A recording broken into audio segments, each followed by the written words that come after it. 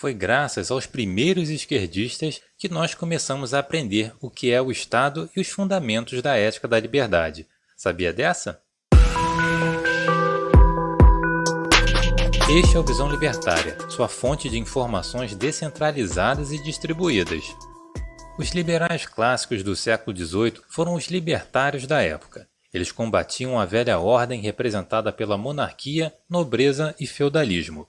A nova ordem liberal consistiria no livre mercado, laissez-faire, como forma genuína de os trabalhadores obterem alguma mobilidade social. Os liberais eram a favor da razão, do progresso científico e da inevitável industrialização da sociedade. Por isso, já no início do século XIX, eles foram apelidados de progressistas e de radicais. Eram abolicionistas porque queriam o fim da servidão, queriam a igualdade das pessoas perante a lei. E, como libertários que eram, para o nível de costume de então com o Estado e pela ponderação da atualmente conhecida janela de Overton, fazia todo sentido naquele contexto que lutassem pela separação entre a monarquia e a Igreja.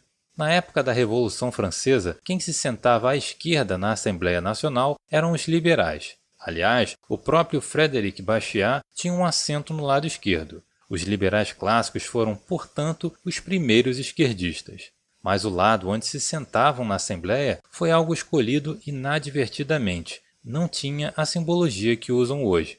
Os progressistas originais eram, de fato, libertários que queriam um Estado limitado ao máximo e, se possível, inexistente, embora acreditassem que isso jamais ocorreria de uma vez.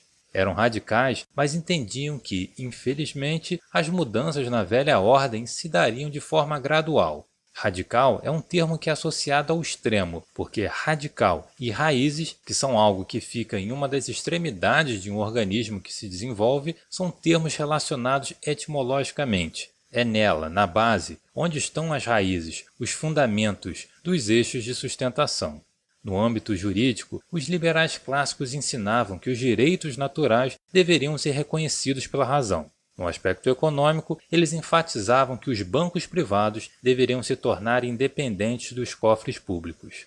Do lado oposto, sentados à direita, estavam os conservadores originais, defensores da sociedade mercantilista e feudal. Os conservadores eram profundamente estatistas e de crença arraigada de que a fé está acima da razão. Eles também eram resistentes ao progresso científico. Eram reacionários porque acreditavam que a tradição nacional e religiosa não deveria ser abalada. Para eles, o direito natural era dado por Deus. Acreditavam que deveria haver um grande governo militarista com restrições e protecionismo aos participantes do mercado. O que eles queriam mesmo era manter os privilégios da aristocracia do Ancien Régime. Mas aos poucos, os conservadores tiveram que aderir à Revolução Industrial, porque, afinal, o avanço tecnológico estava cada vez maior. Os proletários, inicialmente, eram a favor do laissez-faire, tanto que os primeiros sindicatos o defendiam muito fortemente, mas ao fim do século XIX, a doutrina do socialismo entrou em moda.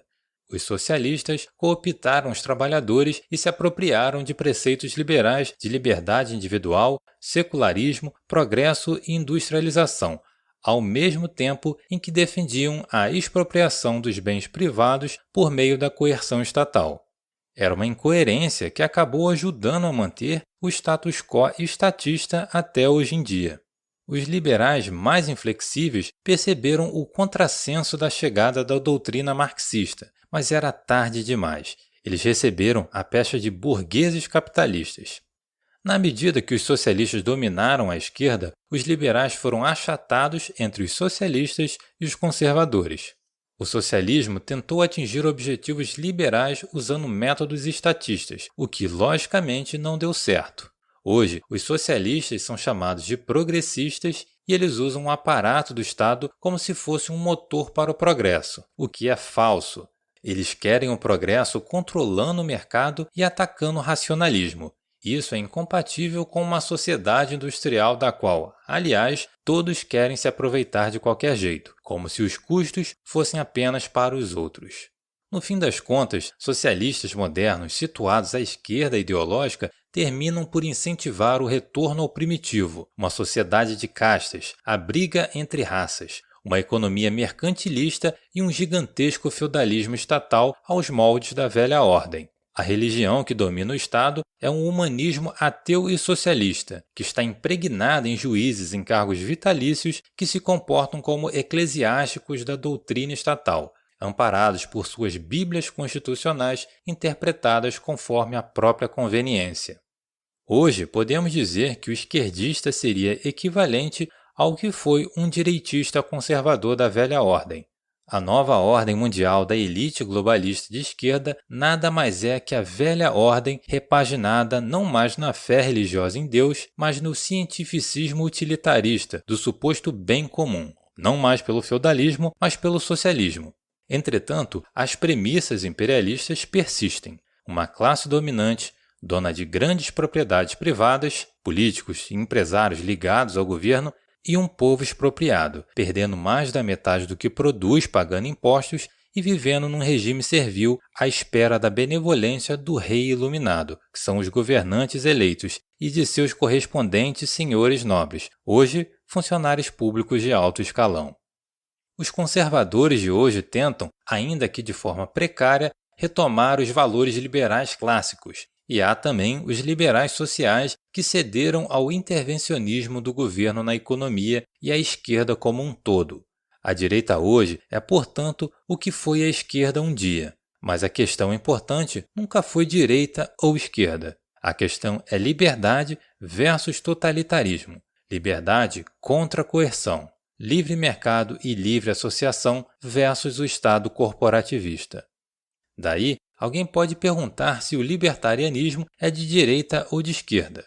Bem, isso é complicado de dizer porque um libertário pode responder: eu quero que um casal gay possa defender a sua plantação de maconha em sua propriedade privada usando armas de fogo, e tudo isso sem pagar impostos.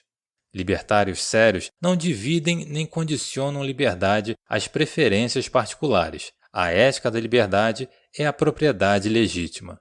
Esquerda e direita, como explica David Nolan, são posições econômicas em que de um lado há total interferência estatal e do outro nenhuma.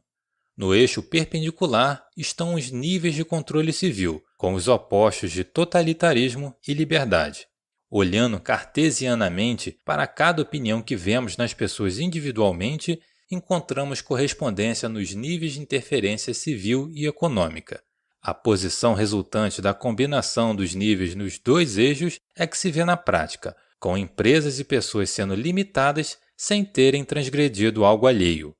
O único limite ético da liberdade é o respeito à propriedade. Quando se faz contratos para definir as regras para cada parte envolvida, espera-se que ninguém se posicione acima delas porque isso desrespeita a ética. São regras aceitas por consenso, voluntariamente, sem que sejam definidas por uma autoridade autodeclarada. É por isso que o Estado é, de origem, o maior agressor e opositor da liberdade. Ninguém de nós aceitou as obrigações e proibições impostas. Apesar disso ser a realidade atual e não podermos ajustar a realidade de uma vez, como entendiam os pensadores do século XIX, quem passa a entender o que o Estado é e é honesto, que respeita a propriedade, passa a ser contra a existência dele. Obrigado por sua audiência. Esse artigo foi sugerido e escrito por Rhodes, revisado por Stanley Calderelli e narrado por Luísa Dilé. Se você gostou desse vídeo, clique no ícone de curtir abaixo e compartilhe o vídeo em sua rede social. Se você deseja ser notificado de outros vídeos, se inscreva e depois clique no ícone da campainha. Até a próxima!